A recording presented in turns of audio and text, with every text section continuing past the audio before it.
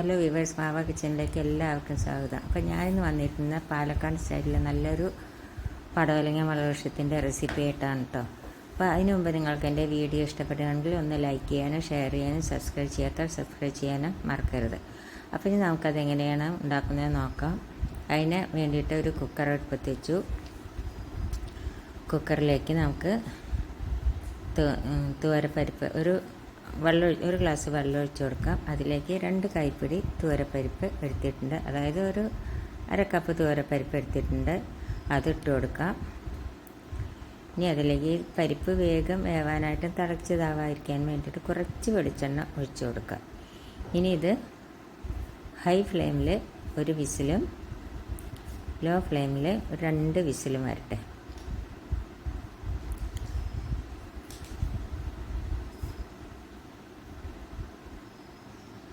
Whistle വരുമ്പോഴേക്കും നമുക്ക് ഈ പടവലങ്ങ ഒന്ന് നുറുക്കിയെടുക്കാം. ഇതിപ്പോൾ ഇളയ പടവലങ്ങ കേട്ടോ, മൂത്തതല്ല. ഇതിൻ്റെ പകുതി മാത്രമേ കേട്ടോ ഞാൻ എടുക്കണുള്ളൂ.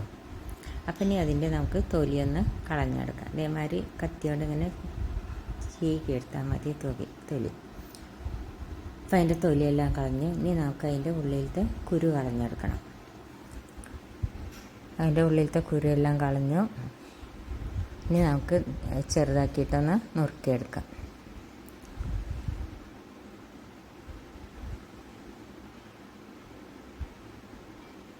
ഇത് നമുക്ക് ചെറുതാക്കിയിട്ട് ഒന്ന് നുറുക്കിയെടുക്കാം.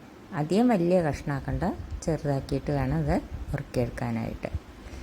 നല്ല ടേസ്റ്റുള്ള കറിയാണ്. ഇതിപ്പോൾ ഒന്ന് ഉച്ചയ്ക്ക് ഞാൻ ഈ കറിയാണ് ഉണ്ടാക്കുന്നത്. അപ്പോൾ നിങ്ങളായിട്ട് ഷെയർ ചെയ്യാമെന്ന് വിചാരിച്ചു.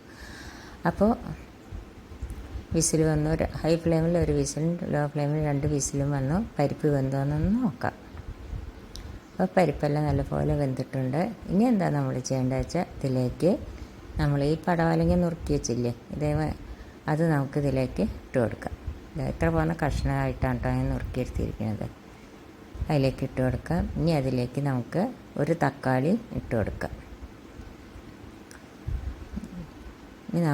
ഇനി അതിലേക്ക് പൊടികൾ ഇട്ട് കൊടുക്കാം. മുളക് പൊടി നമ്മുടെ എരിവിനനുസരിച്ച്, മഞ്ഞൾപ്പൊടി 1/4 സ്പൂണ്, ഉപ്പ് ആവശ്യത്തിന് ഇട്ട് കൊടുക്കാം. ഇനി അതൊന്ന് ഇളക്കി കൊടുക്കാം. ഇനി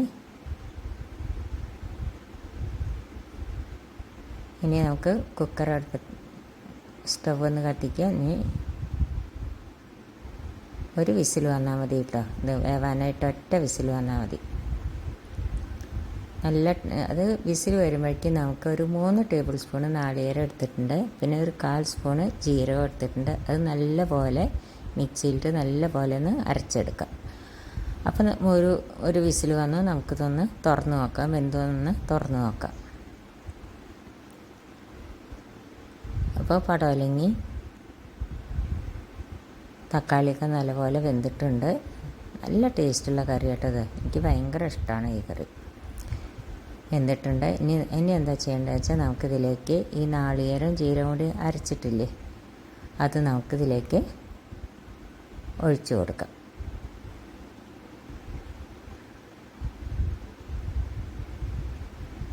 അത് നമ്മൾ ഒഴിച്ചു കൊടുത്തു. ഇനി ആ മിക്സിയുടെ ജാറ് കഴുകിയിട്ട് കുറച്ചും കൂടി ഒന്ന് വെള്ളം ഒഴിച്ചു കൊടുക്കാം.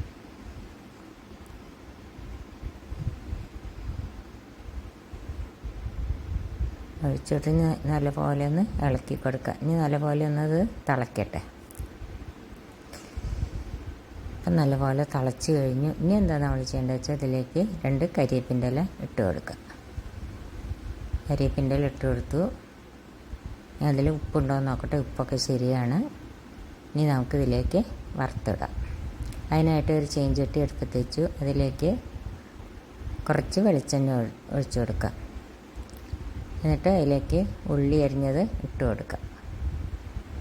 ഈ ഉള്ളി ഒന്ന് മൂക്കട്ടെ. ഇപ്പോൾ ഉള്ളി മൂക്കട്ടെ. അതിന് മുമ്പേ നിങ്ങൾക്ക് എൻ്റെ വീഡിയോ ഇഷ്ടപ്പെടുകയാണെങ്കിൽ ഒന്ന് ലൈക്ക് ചെയ്യാനും ഷെയർ ചെയ്യാനും മറക്കരുത് കേട്ടോ. ഉള്ളി മൂത്തു. അതിലേക്ക് 2 കരിവേപ്പിൻ്റെ ഇല ഇട്ട് കൊടുത്തു. ഇനി നമുക്കിത് കറിയിലേക്ക് ഒഴിച്ചു കൊടുക്കാം. അപ്പോൾ എല്ലാവരും ട്രൈ ചെയ്ത് നോക്കുക അല്ലേ. Thank you.